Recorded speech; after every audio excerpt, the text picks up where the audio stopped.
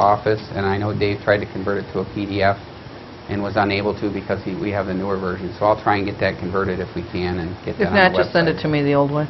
Okay. The one thing that you mentioned in there was the 2003 2-mil referendum. If you remember back in 2002, 2001, when we were talking about eliminating the police department, going with the sheriff, closing the library, the folks were generous enough to provide us with those 2 mills to operate. Those 2 mills, and they've been reduced by Headley, but they expire in 2013. We're going to have to come back and ask again. And I said it last year, and I told everybody up front, I'm going to talk about it and talk about it.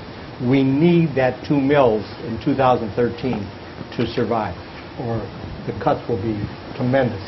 Mark is going to work something up to show us what the loss of that total 2 mills will result in. Thank you. That is important. Mark, you mentioned changes to health care were $75,000. What were the changes? A lot of it will be changes to higher deductible plans within Blue Cross. We met with Cornerstone, our benefits administrators, and we are going to keep the premiums down to reduce premiums. We had to go to higher deductible plans. We have a third-party administrator that picks up the difference in those. A lot of that depends on utilization. I mean, it raises our overall liability exposure if everyone were to get sick and max out their deductibles, and it would cost us more. But we've had about almost 3 years now to give us an average, and we're around 30% utilization. So what we did is ran the numbers, and it came to a savings based on the premium cost. We will have a slight increase in our third-party administrator in those deductible. It's kind of a fill. It's some form of self-insurance, but it's saved us. I would say over 2 years, it saved us probably $800,000 by switching to this plan, because our premiums, especially for pharmacy, our premiums in pharmacy before were included in our premium, and at the time we were in a group and Blue Cross couldn't give us those costs. Well, we decided to break out from that, and we now know that our costs were dramatically below the premium, and now that we're self-insuring our pharmaceutical costs, we know we're saving a lot of money doing so. Okay. And the deductibles you're referencing on the plans for individual and family deductibles? Right, exactly.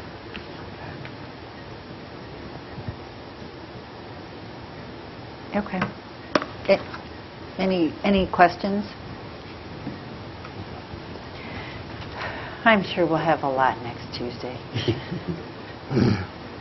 Okay.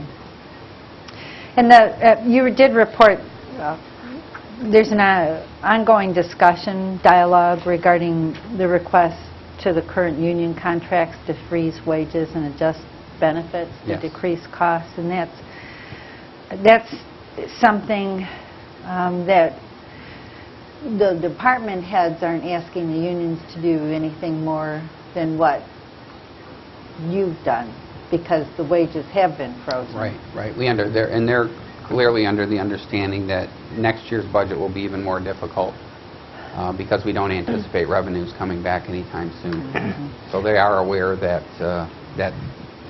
it will not be the goal of council to drain fund balance again.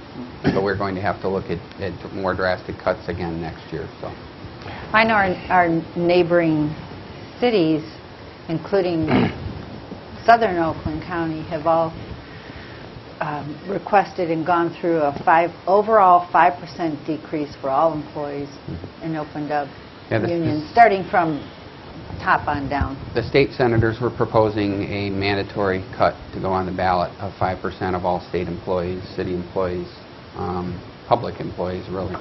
And I don't know if that'll go through the House, because the word has been, let us handle our own budgets, you take care of the state, and they're not doing a very good job of it, as we know. So Well, let's see them cut theirs first. yeah. I know when times are good, we don't have any comments or concerns about the wages. We pay our employees, and generally people who work here are here for the security in a municipal position, when I know in the public sector, our employees may very well make more money in the past when times are good. So it's human nature for us not to report or comment on employee wages until times are tough, and then again, it's our nature to point fingers and say, gee, look what money they're making, but there are two sides to that coin. When times are good, employees could have been making more money somewhere else, and when times are bad, generally it's the security of a city job. But I do appreciate everything everybody does in this city. We have our own personal families, we all have our work families, we have our church families, and it is like a family here. Okay, anything else?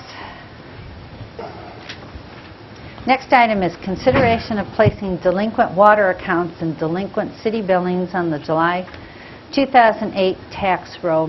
Historically, we do this every year. Any overdue water bill, any unpaid city billings, and unpaid city billings would be for cleanup, weed cutting bills, outstanding fire inspection fees.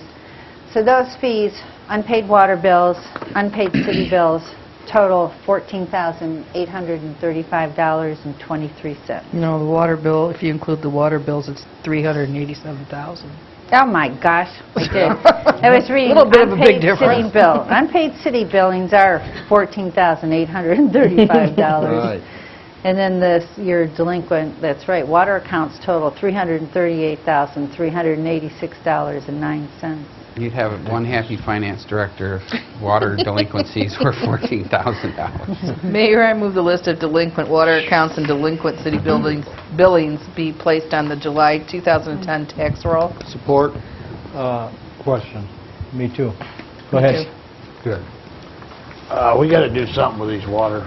I mean, I'm sorry, I hate to be a grim reaper here, but we got to start chopping water off or some damn thing. That goes right into my question. Once we put the water on the tax roll, we won't have this problem anymore, correct? Unless they don't pay their taxes?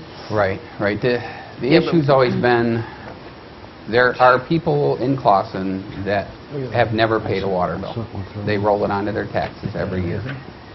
We get our money eventually, but the issue I've always had is we're collecting the money, in some cases, 16 months after we've paid for it. So the 10% additional fees does not offset that time.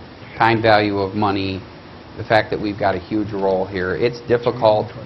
You know, Harry and I will work on it next year. I don't want to put an undue burden on people who genuinely can't pay their water bills. And they're out there too, and I'm sure a lot more now than have ever been before. But there are people who can pay their water bill but know that they don't have to, and it can roll onto their tax bill, and I'm sure they claim it to the IRS as well. Those are the people we want to try and eliminate from doing that, because we'd like to collect that water bill as part of the system in place, which is we pay for it, and within 3 months you're paying for it. So it is a big issue, and it is something we're going to have to look at. We're going to have to look at shutoffs in the future. But like I said, there are people we know who are in a financial hardship that cannot pay their bill. Those are the people we'd be willing to work with. But our hope is that if we just say, if you don't pay it, we shut it off, hopefully that'll get enough people to start paying their water bill. If we follow through on it. Right. One plus coming forward is the fact that sewer debt will roll to the taxes now, and will help. Unfortunately, I got our sewer rates today, and it was not a pleasant day for me, because it just continues. 16% increase in our stormwater disposal again this year. Oh my gosh. Of that 372,000 delinquent water bills, how much of that is attributable to the drainage debt that will go? I'm sure the reason it's quite a bit higher this year is because that's been added to it. So for people who are not paying their bills, they're rolling over a higher amount than usual. I would say, probably 10%